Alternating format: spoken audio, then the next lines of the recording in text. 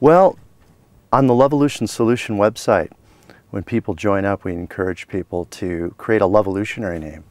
And so instead of having their default name, the idea is that 2012 is a year of transformation, and so people can choose a name that has a magical intention, something they can live up to. So for me, Kernel Lovejoy means kernel with a K, the kernel of possibilities of doing all with love and joy. So I have a ways to go to be that, but it gives me something to shoot for.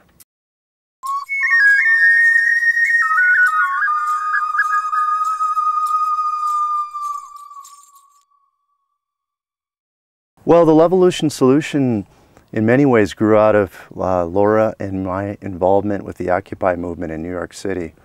And we were very excited about all the sharing and the myth busting and the unveiling that was going on, and the excitement of people coming together and really having a free expression and a free assembly. And was of course really disappointed to see that squashed.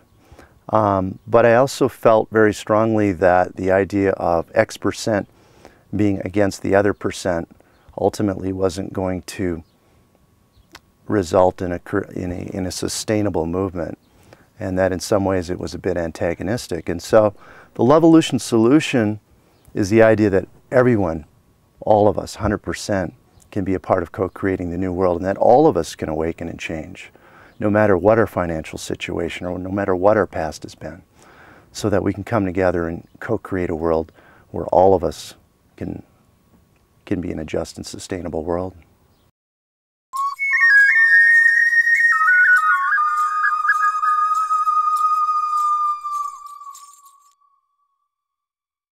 Well, I think essentially we've lived in a paradigm where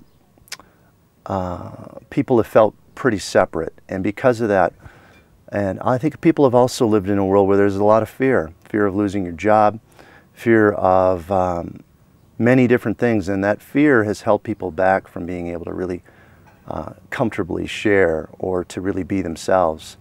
And I think that the LovEvolution envisions a world where people are able to come together in a cooperative way and embrace love, and instead of fear, embracing love. Because I feel fundamentally that fear and love are two very fundamental choices on the one hand, and it's like light and dark. The light of love tends to make the darkness recede. And so I think that what love does is it really helps nurture and grow things.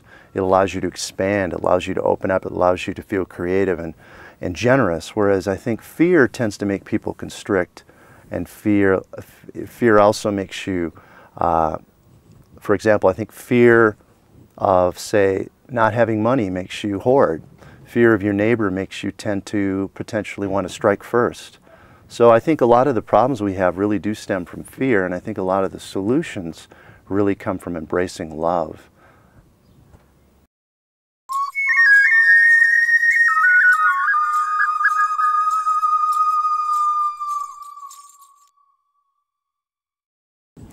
I think the 2012 Magic Love Bus journey is really a traveling invitation as we go across the country to invite people to come together and really come onto this bus as a vehicle of transformation and a platform for free expression, and to have people have the sharing that really was going on with Occupy, where people can share from their heart what they really feel, and also to share food and to share music and connect at a heart-based level, and also feel nature, and to have people be invited to come out and unplug and feel their togetherness, and also feel the earth and feel the connections that come with being in touch with yourself and each other and the earth.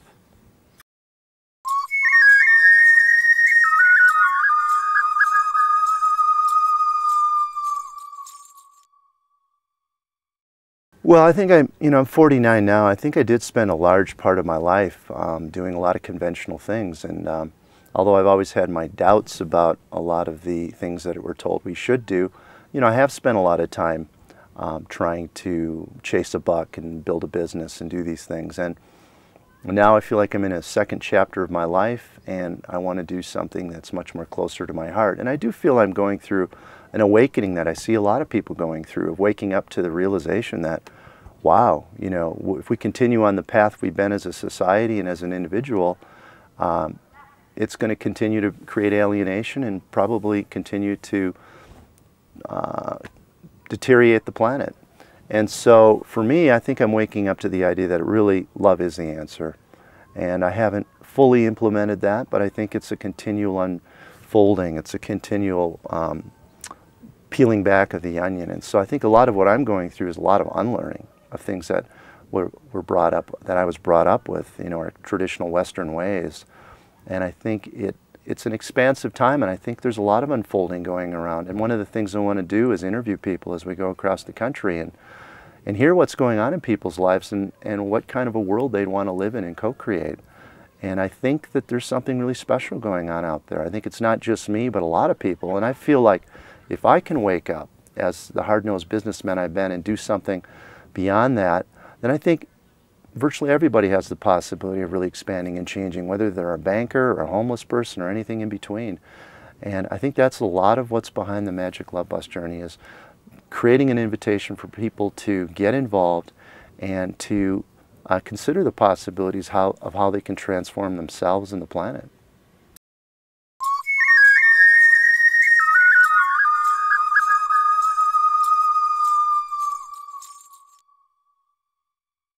The LovEvolution Solution is really a movement, and at the core of it is the idea that all of us can change, 100%, that all of us have that possibility to transform and embrace love as a solution.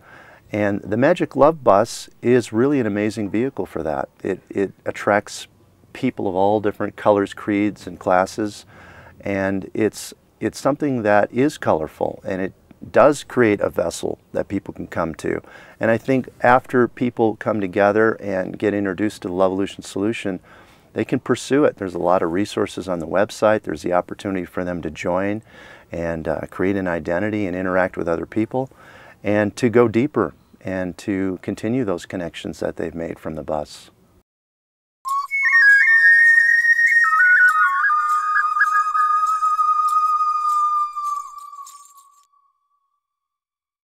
I think people can get on the bus literally, and other people can get on for the bus and the journey online as well and can follow it. It'll be well documented, and we're going to do live streaming. And so people can engage in that way as well.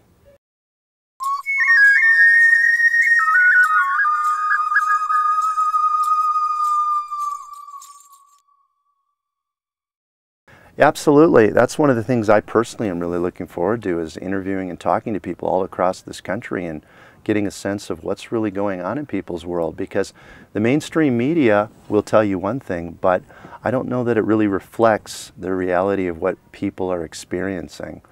And so part of our theme is really healing divisions through evolving our love and inviting all people to come together to do that.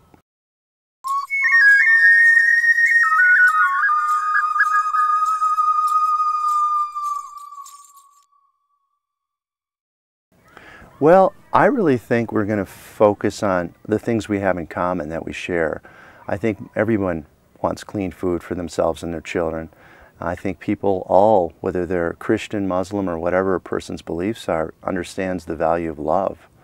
And I think going through the South, where a lot of people are Christian, I think that, you know, as Scotty Miller pointed out, Christ is the Prince of Peace. And so we're advocating peace and love, and Jesus Christ was at the forefront of that, and was a LovEvolutionary way before we thought of such a thing.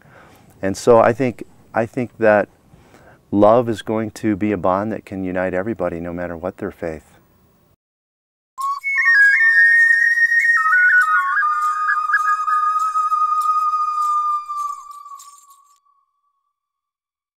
Well, I think I'm waking up to understanding that we really need to make changes. And I feel like I've been going through that in my own personal life. And I've always loved media and media creation. And I used to do a lot of video production. And I feel like now that I'm 49 that I want to give back in the second chapter of my life. And I think one of the ways I can really do that is to create media, to be able to interview and share this journey and invite people to all be a part of this collaborative journey. So for me,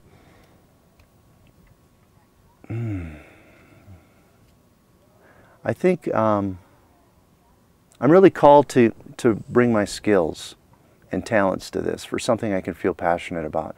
Not just chasing a buck, but to really contribute a gift, to take some of the resources I have and the skills and to make it my gift for the shift and for the awakening and to spread it far and wide. And I see a lot of people doing that. I think thousands, millions of people are waking up to that and wanting to share it. And I think there's a powerful movement underway and we want to be a part of that.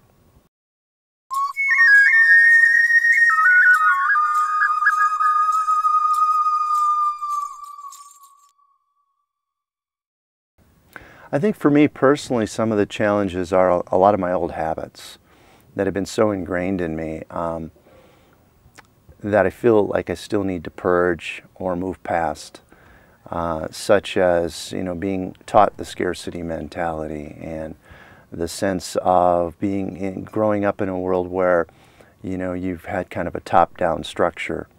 And now on the bus, we're using a consensus process where all the crew are not just rowing but steering, and everyone's involved in the decisions. So it's a dance of being inclusive of everybody and being open to everybody, and that's a bit of a challenge for me. Consensus is new for me, but I really believe in it, and sometimes it's long and the meetings go on forever, and sometimes you don't always get what you want, but ultimately you're really trying to agree to the will of the group and what the group wants and realize it's not just all about you.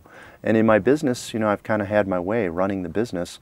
So for me it is a switch, but I think it's a switch we need to make not only on the bus for running what we're doing, but really for society in general, that, you know, we have a political situation where people vote for twiddly-dee or twiddly-dum and every couple of years and don't really feel all that involved in the decisions that are going on. And I think consensus and really involving people in a meaningful way has the potential of creating real democracy around the world.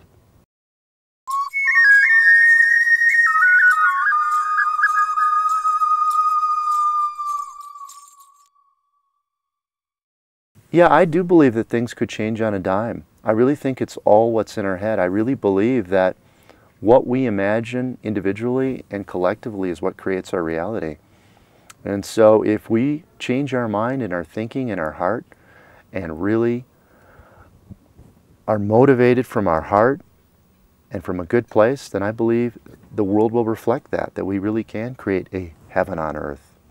And that it is quite possible. I really truly believe things could change almost in an instant if we truly embraced the possibilities of what we can do individually and collectively.